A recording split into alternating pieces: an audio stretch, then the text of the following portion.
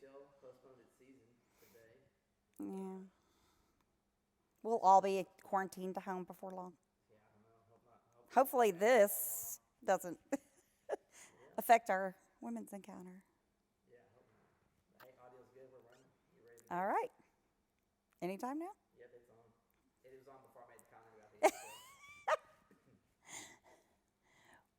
Women's Encounter, I first heard about Encounter when my husband, Chris, went to Men's Encounter probably in 2015 or 2016. Chris came back with renewed spiritual leadership, and the way that he treated my sons and myself was just different. You could see a new light in his eyes.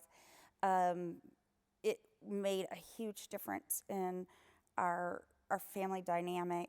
So, of course, when Women's Encounter was offered here, I wanted to go very, very badly.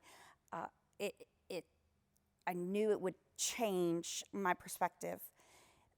The hard part for us is that we have a family dynamic that required a lot of time um, for us to carve out. Chris travels, and then one of our sons requires one of us to be at home at all times, and we don't have very many people that can watch him.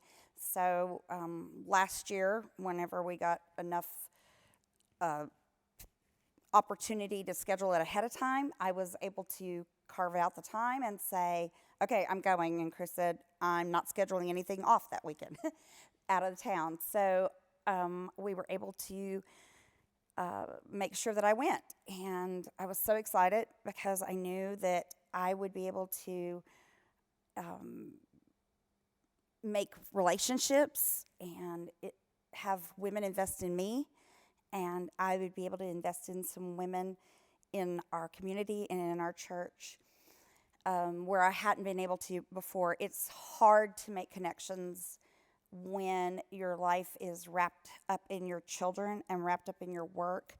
And in my life, my son has to have such structure that I don't have a lot of opportunity outside of work to make friendships.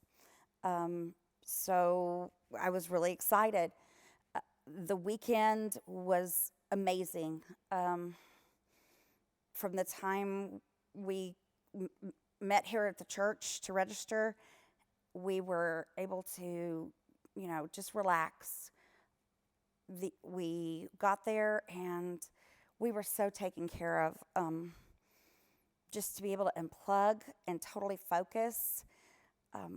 When you don't have your social media, when you don't have TV, when you don't have all those things, you can reset your mind. You can reset what your priorities or what your important things are. The testimonies, the teachings really spoke to my heart, and God showed me areas that I needed to work on that I didn't even have an idea that I needed to work on. I knew I needed to grow, but He opened my eyes to areas that I didn't realize that I was stunted in.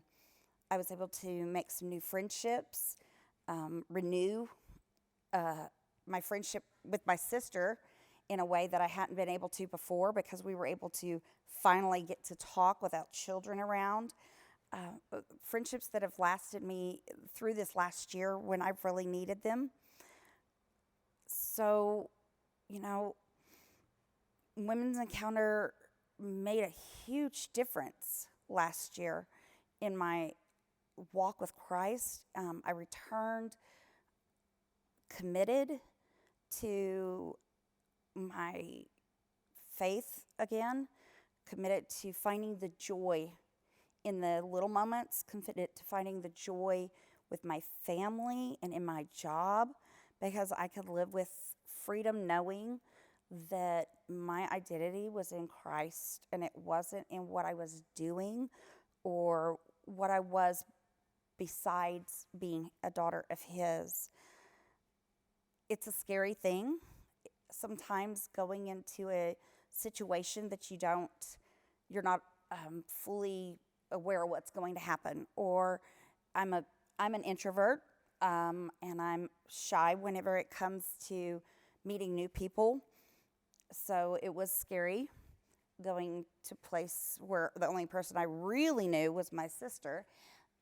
But, we are children of the King. And so that's what brought us together. And we can find that commonality. And the ladies that serve are so authentic. And they want to be your sisters, and they want to be your champions and want to be your cheerleaders. So there's not really an excuse. So if I could say anything, it's don't let there be a stumbling block or an obstacle that you can even put up there, because God can tear them all down. Scheduling conflicts, money, none of it matters, because He's got a word for you there, and He has got a plan for you, and there is freedom. And Women's Encounter can help you find it.